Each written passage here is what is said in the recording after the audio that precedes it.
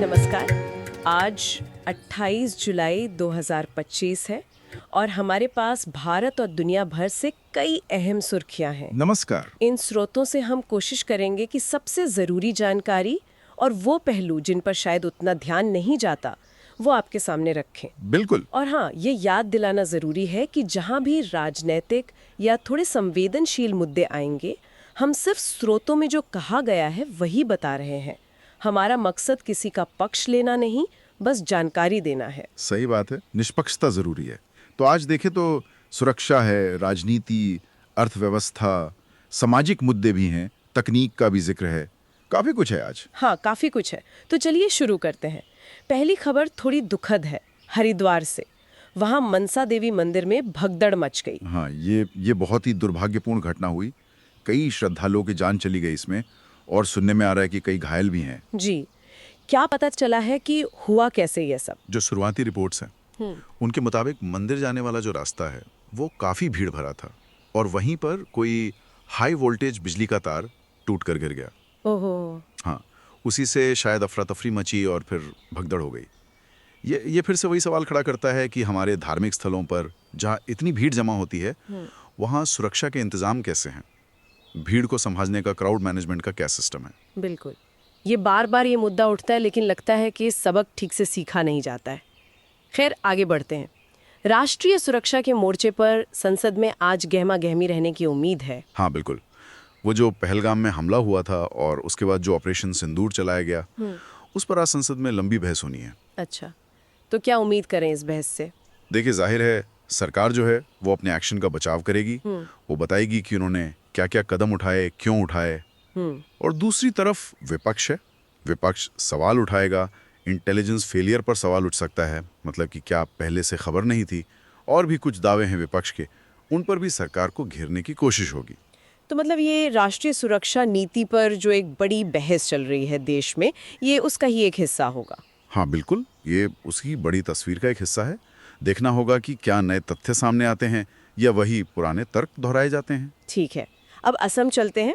वहाँ foreigners tribunal, यानी जो ये तय करते हैं कि कौन विदेशी है कौन नहीं, उनकी कार्यप्रणाली पर एक रिपोर्ट आई है और शायद आलोचनात्मक है। हाँ, ये कुछ जाने माने लॉ यूनिवर्सिटीज ने मिलकर एक रिपोर्ट तैयार की है, और उनका जो मुख्य निष्कर्ष है वो काफी गंभीर है। क्या कह रही है रिपोर्ट?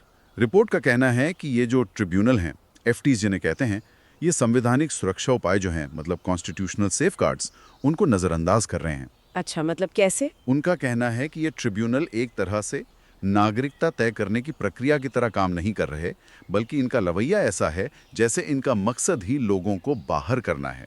रिपोर्ट ने बहिष्कार के साधन जैसा शब्द इस्तेमाल किया है इनके लिए। ओहो, ये तो काफी मजबूत आरोप है। हाँ बिल्कुल, और ये रिपोर्ट ऐसे समय में आई है जब नागरिकता कानूनों पर, सीएए, एनआरसी, इन सब पर पहले से ही इतनी बहस चल रही है।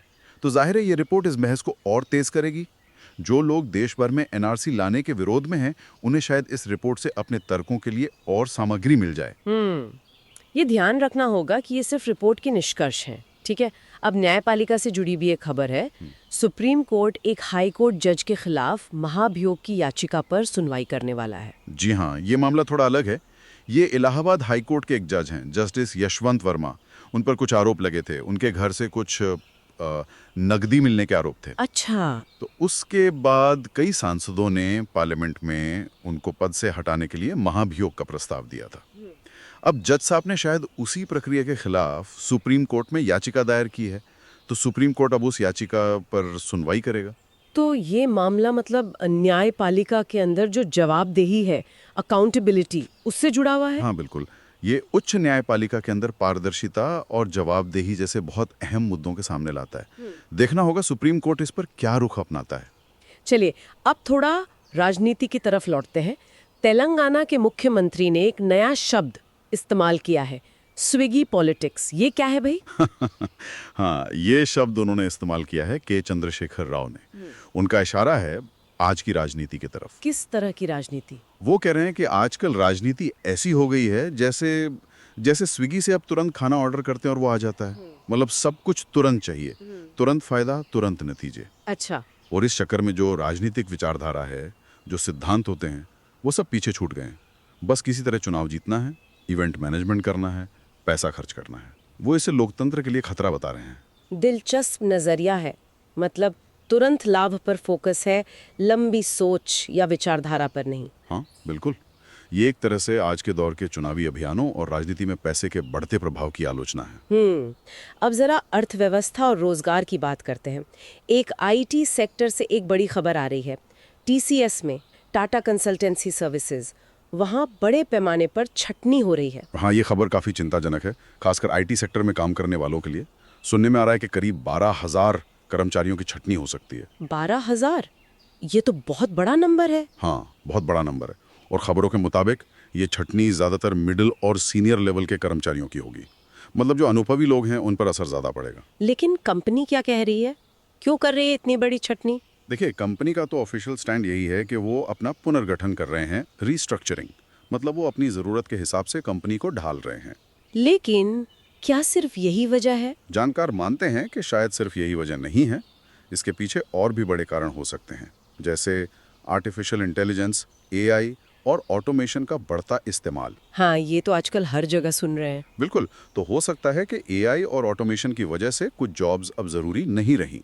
और दूसरा बड़ा कारण क्लाइंट्स का दबाव भी हो सकता है। क्लाइंट्स का दबाव मतलब जो टीसीएस के ग्राहक हैं, जो बड़ी बड़ी कंपनियां हैं, वो भी आजकल लागत कम करने पर जोर दे रहे हैं, कॉस्ट कटिंग। तो उसका असर भी टीसीएस जैसी कंपनियों पर पड़ता है। तो ये सब मिलकर एक तरह से आईटी जॉब मार्केट में बड़े बदलाव का संकेत दे रहे हैं। हाँ, निश्चित रूप से ये दिखाता है कि आईटी सेक्टर भी अब एक बड़े बदलाव के दौर से गुजर रहा है। स्किल्स को लगातार अपडेट करना, नई टेक्नोलॉजी सीखना, ये अब पहले से भी ज्यादा जरूरी हो गया है। चिंता की बात तो है। अच्छा, एक और राज्य की आर्थिक सेहत पर सवाल उठ रहे हैं, पंजाब। वहाँ बढ़ते कर्ज को लेकर चिंता जताई गई है। जी हाँ, पंजाब की आर्थिक स्थिति पिछले कुछ समय से थोड़ी डामाडोल रही है। कर्ज का बोझ लगातार बढ़ता जा रहा है। इसकी क्या वजह बताई जा रही है? विशेषज्ञ जो हैं वो इसे प्रतिस्पर्धी लोक लुभावनवाद से जोड़कर देख रहे हैं। प्रतिस्पर्धी लोक लुभावनवाद, कॉम्पिटिटिव पॉपुलिज्म, ये क्या होता है? इसका मतलब है कि राज्य में जो राजनीतिक पार्टियां हैं वो एक दूसरे से होड़ लगाकर जनता को लुभाने के लिए मुफ्त की योजनाएं या सब्सिडी के वादे करती हैं चुनाव जीतने के लिए। अच्छा, जैसे मुफ्त बिजली या कर्ज माफी, इस तरह की चीजें? हाँ बिल्कुल, इस तरह की घोषणाएं कर दी जाती हैं, भले ही राज्य की माली हालत उसकी इजाजत ना देती हो। नतीजा ये होता है कि राज्य पर कर्ज का बोझ बढ़ता जाता है। ये दिखाता है कि कैसे शॉर्ट टर्म राजनीतिक फायदे के लिए लिए गए फैसले राज्य की लंबी अवधि की आर्थिक स्थिरता को नुकसान पहुंचा सकते हैं। ये तो कई राज्यों की कहानी लगती है आजकल। हाँ, ये समस्या कई राज्यों में देखने को मिल रही है। चलिए अब कुछ विकास की खबरों पर आते हैं। केंद्र सरकार कनेक्टिविटी बढ़ाने के लिए कुछ कदम उठा रही है, खासकर नक्सल प्रभावित इलाकों में। जी हाँ, सरकार ने घोषणा की है कि वो छत्तीसगढ़ के जो दूरदराज के और नक्सल प्रभावित इलाके हैं, वहाँ कनेक्टिविटी सुधारने के लिए करीब 4,000 नए बीएसएनएल के मोबाइल टावर लगाएगी। 4,000 टावर? ये तो काफी बड़ा प्रोजेक्ट लगता है। हाँ, ये एक बड़ी पहल है। इसका मकसद है कि इन पिछड़े हुए इलाकों में मोबाइल और इंटरनेट कनेक्टिविटी बेहतर हो। इससे क्या फायदा होगा? देखिए, कनेक्टिविटी सुधरने से कई फायदे होंगे। एक तो सुरक्षा बलों को ऑपरेशन करने में आसानी होगी। दूसरा, वहाँ रहने वाले लोगों तक सरकारी योजनाएं और प्रशासन की पहुंच बेहतर होगी। तीसरा, शिक्षा, स्वास्थ्य जैसी सुविधाएं डिजिटल माध्यम से पहुंच सकेंगी। और चौथा, आर्थिक विकास के भी नए रास्ते खुलेंगे। मतलब डिजिटल जुड़ाव के जरिए विकास और सुरक्षा दोनों को बेहतर बनाने की कोशिश है। हाँ बिल्कुल, ये उन इलाकों के लिए एक जरूरी कदम है। अब जरा अंतर्राष्ट्रीय खबरों का रुख करते हैं। अमेरिका और यूरोपियन यूनियन के बीच एक बड़े व्यापार समझौते की खबर है। हाँ, ये एक अहम डेवलपमेंट है। अमेरिका और ईयू के बीच पिछले कुछ समय से व्यापार को लेकर तनाव चल रहा था, खासकर स्टील और एल्यूमिनियम पर टैरिफ को लेकर। हाँ, वो टैरिफ वॉर जैसी स्थिति बन गई थी। बिल्कुल, तो अब एक समझौता हो गया है जिससे ये टैरिफ युद्ध टल गया है। इस समझौते के तहत यूरोपियन स्टील और एल्यूमिनियम के सामान पर अमेरिका में एक बेसलाइन टैरिफ लगेगा, मतलब एक न्यूनतम दर तय कर दी गई है। और इसके बदले में यूरोप क्या करेगा? समझौते में यह भी शामिल है कि यूरोपियन यूनियन अमेरिका में काफी बड़ा निवेश करेगा और अमेरिकी सामान की खरीद भी बढ़ाएगा। अच्छा, तो ये दोनों पक्षों के लिए विन विन सिचुएशन जैसा लग रहा है। हाँ, लगता तो यही है। और इससे न सिर्फ अमेरिका और यूरोप को फायदा होगा, बल्कि वैश्विक अर्थव्यवस्था में जो एक अनिश्चितता बनी हुई थी वो भी थोड़ी कम होगी। ये ग्लोबल इकोनॉमिक स्टेबिलिटी के लिए अच्छी खबर है। सही कहा, वैश्विक अर्थव्यवस्था के लिए राहत की बात है। अच्छा, अब फिर से देश में आते हैं और इस बार तकनीक के गलत इस्तेमाल से जुड़ी एक खबर है उत्तराखंड से। हाँ, ये काफ़ी चिंताजनक मामला सामने आया है। उत्तराखंड में हाल ही में पंचायत के चुनाव हुए थे। वहाँ पर प्रधानमंत्री नरेंद्र मोदी का एक नकली एआई वीडियो बनाकर इस्तेमाल किया गया। नकली एआई वीडियो मतलब डीप फेक? हाँ, बिल्कुल डीप फेक वीडियो। इसे इस तरह से बनाया गया था कि लगे जैसे प्रधानमंत्री किसी खास उम्मीदवार के लिए वोट मांग रहे हैं। अरे बाप रे, ये तो बहुत गंभीर बात है। किसने किया ये? एक पूर्व विधायक हैं, उन्होंने इसकी शिकायत की है। उनका आरोप है कि ये वोटरों को गुमराह करने की साजिश थी। पुलिस अब इसकी जांच कर रही है। ये दिखाता है कि एआई और डीप फेक तकनीक का खतरा कितना वास्तविक है, खासकर चुनावी प्रक्रियाओं के लिए। हाँ, बहुत ज़्यादा।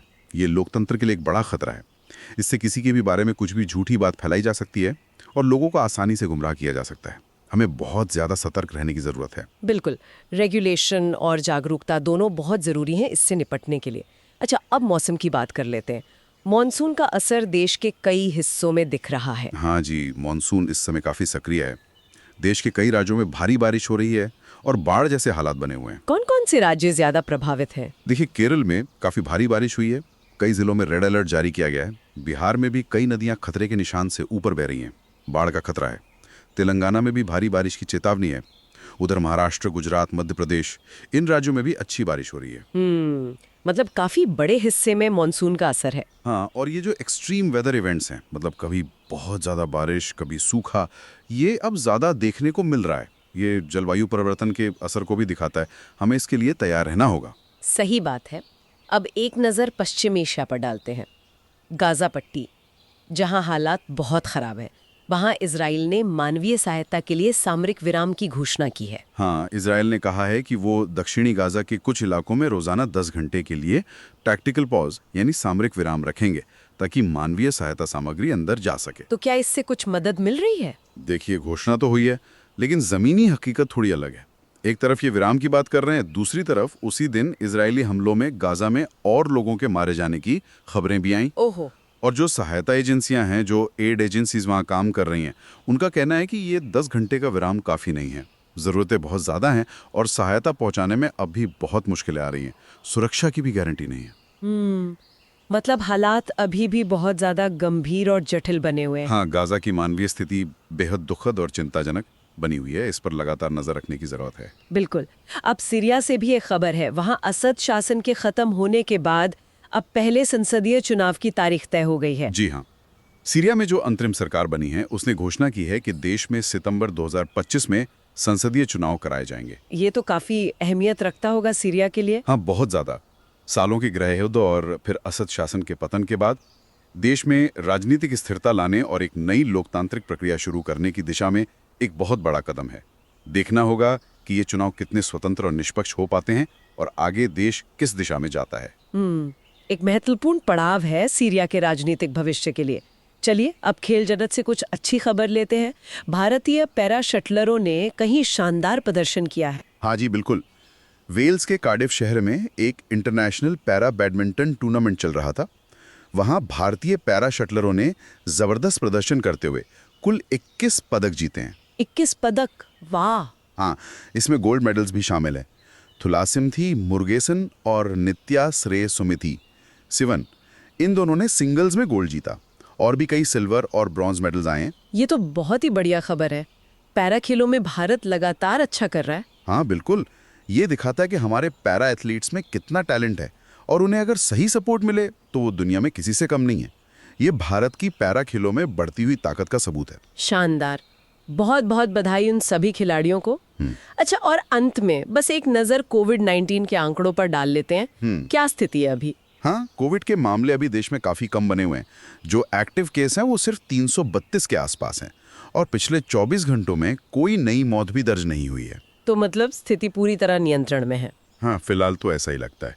रोज़ाना नए मामले भी बहुत कम आ रहे हैं, तो ये राहत की बात है। चलिए, ये अच्छी बात है। तो ये थी आज की कुछ मुख्य सुर्खियां और उनके पीछे के मायने। हमने देखा कि कैसे सुरक्षा से जुड़ी चिंताएं हैं, तो वहीं अर्थव्यवस्था में बड़े बदलाव हो रहे हैं। हाँ, तकनीक का अच्छा और बुरा दोनों तरह का असर दिख रहा है। राजनीति में नई बहसें चल रही हैं और अंतर्राष्ट्रीय स्तर पर भी काफ़ी कुछ घट रहा है। बिल्कुल। तो इन सब खबरों को अगर एक साथ रखकर देखें तो क्या तस्वीर उभरती है? देखिए, जो सबसे साफ चीज़ दिखती है वो है बदलाव की रफ्तार। हर क्षेत्र में, तकनीक में, राजनीति में, अर्थव्यवस्था में, समाज में बदलाव बहुत तेज़ी से आ रहा है। और सोचने वाली बात यह है कि ये जो लगातार बदलाव हो रहे हैं, ये हम सबको मतलब व्यक्तिगत तौर पर भी और एक समाज के तौर पर भी कैसे प्रभावित कर रहे हैं, और क्या हम इन बदलावों के साथ सही तालमेल बिठा पा रहे हैं या नहीं, ये एक बड़ा सवाल है जिस पर शायद हम सबको सोचने की ज़रूरत है। बहुत सही कहा, ये सोचने वाली बात है। तो इस गहरी चर्चा को रोजाना सुबह 8 बजे सुनने के लिए हमें Spotify पे फॉलो करना न भूलें। आज के लिए इतना ही। सुनने के लिए धन्यवाद। धन्यवाद। नमस्कार।